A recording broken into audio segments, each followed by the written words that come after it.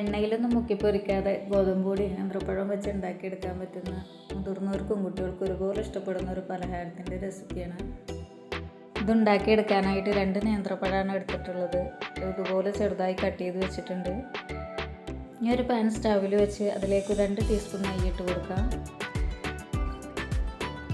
നമ്മൾ കട്ട് ചെയ്ത് വെച്ചിട്ടുള്ള നേന്ത്രപ്പഴം അതിലേക്ക് ചേർത്ത് കൊടുക്കാം. 2 ടീസ്പൂൺ പഞ്ചസാരയും കൂടി ചേർത്തതിന് ശേഷം 2-3 മിനിറ്റ് ഒന്ന് ഇളക്കി കൊടുക്കാം.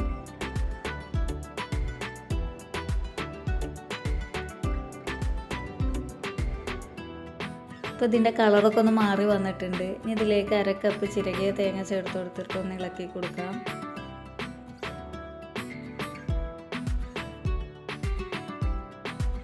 ഒത്തിരി സമയം ഇളക്കി കൊണ്ടിരിക്കേണ്ട ആവശ്യമൊന്നുമില്ല. അത് രണ്ടും കൂടെ ഒന്ന് മിക്സ് ആകുന്നവരെ ഒന്ന് വഴറ്റിയെടുത്താൽ മതി. എന്നിട്ട് ഫ്ലെയിം ഓഫ് ചെയ്യാം. ഇതിലേക്ക് മധുരത്തിന് ശർക്കരയാണ് ചേർത്ത് കൊടുക്കുന്നത്. 2 അച്ച് ശർക്കരയിലേക്ക് 1 കപ്പ് വെള്ളം ഒഴിച്ചു കൊടുത്ത് നന്നായിട്ടൊന്ന് ഉരുക്കിയെടുക്കാം. ഇനി ഒരു ബൗളെടുത്ത് അതിലേക്ക് 1/2 കപ്പ് ഗോതമ്പ് പൊടി ഇട്ട് കൊടുക്കാം. ഇതിലേക്ക് ആവശ്യത്തിനുള്ള ഉപ്പും ഏലക്കായ പൊടിച്ചതും കൂടി ചേർത്ത് കൊടുക്കുന്നുണ്ട്. ജീരകത്തിൻ്റെ മണം ഇഷ്ടമുള്ളവർ ചെറിയ ജീരകം പൊടിച്ചതും കൂടി ചേർത്ത് കൊടുക്കാം. ശർക്കര ഉരുക്കിയെടുത്തത് അരച്ച് വെച്ചതായിരുന്നു. ഇതിലേക്ക് കുറേശ്ശെ ഒഴിച്ചു കൊടുത്ത് മിക്സ് ചെയ്തെടുക്കാം.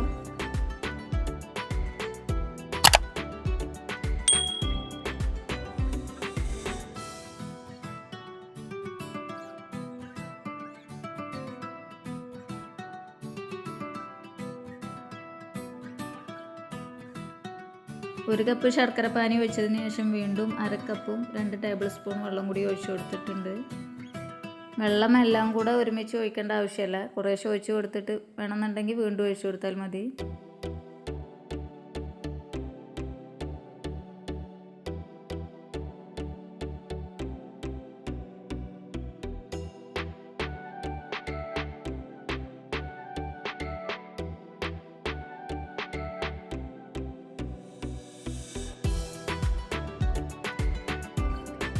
ഇനി ഇതിലേക്ക് തേങ്ങയുടെയും പഴത്തിൻ്റെയും കൂട്ടിട്ട് കൊടുത്ത് എല്ലാം കൂടെ ഒന്ന് യോജിപ്പിച്ചെടുക്കാം.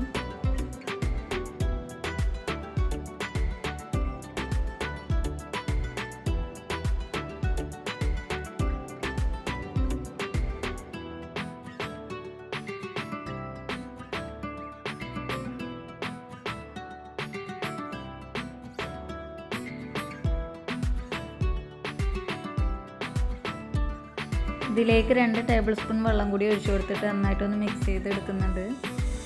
ശർക്കരപ്പാനി കൂടാതെ 1/2 കപ്പും 2 ടേബിൾ സ്പൂൺ വെള്ളം കൂടെയാണ് ഒഴിച്ചു കൊടുത്തിട്ടുള്ളത്.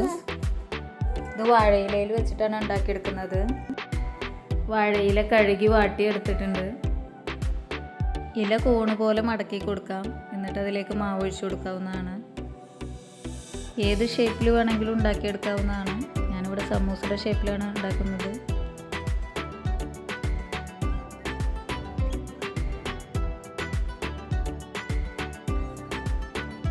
മാവ് നിറച്ചതിന് ശേഷം ഇതുപോലെ ഒന്ന് മടക്കി കൊടുക്കാം. ഇതുപോലെ വെക്കുമ്പോൾ 2 സൈഡിലും കുറച്ച് ഇല ബാക്കി വരുന്നുണ്ട്. അത് ഇതുപോലെ മടക്കി കൊടുക്കുക. എന്നിട്ട് ഈ ഭാഗം അടിയിൽ വരുന്ന രീതിയിൽ വെച്ചാൽ മതി. എല്ലാതും ഇതുപോലെ ചെയ്തെടുക്കാം. ഇത് വേവിക്കാനായിട്ട് ഇഡ്ഡലി പാത്രത്തിൽ വെള്ളം വെച്ച് അതിൽ ആവി വരാൻ തുടങ്ങുമ്പോൾ ഇഡ്ഡലിത്തട്ടിലേക്ക് ഇത് വെച്ച് കൊടുക്കാം. ഇത് വേവാനായിട്ട് 10 to 15 മിനിറ്റ് മതി. അതിനുള്ളിൽ അത് വേവായി കിട്ടും. ഇപ്പോൾ നമ്മുടെ പലഹാരം റെഡി ആയിട്ടുണ്ട്. ഈ ഒരളവിൽ 10 എണ്ണം വരെ ഉണ്ടാക്കിയെടുക്കാം. ഇപ്പോൾ കുട്ടികളൊക്കെ സ്കൂൾ വിട്ട് വരുമ്പോഴേക്കും പെട്ടെന്ന് ഉണ്ടാക്കിയെടുക്കാൻ പറ്റുന്ന ഒരു പലഹാരമാണ്. കുട്ടികൾക്കും മുതിർന്നവർക്കൊക്കെ ഇഷ്ടമാവുകയും ചെയ്യും. വാഴയിലയിൽ ആവിയിൽ വേവിച്ച് എടുക്കുന്നതുകൊണ്ട് അതിൻ്റെ ഒരു സ്മെല്ലും ടേസ്റ്റും അതൊന്നും വേറെ തന്നെയാണ്.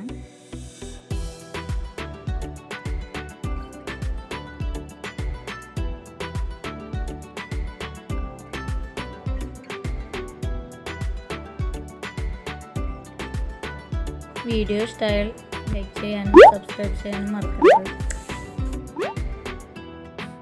നല്ല ചൂടാണ്. അതാണ് ചെറിയ പീസ് മുറിച്ച് കാണിക്കുന്നത്.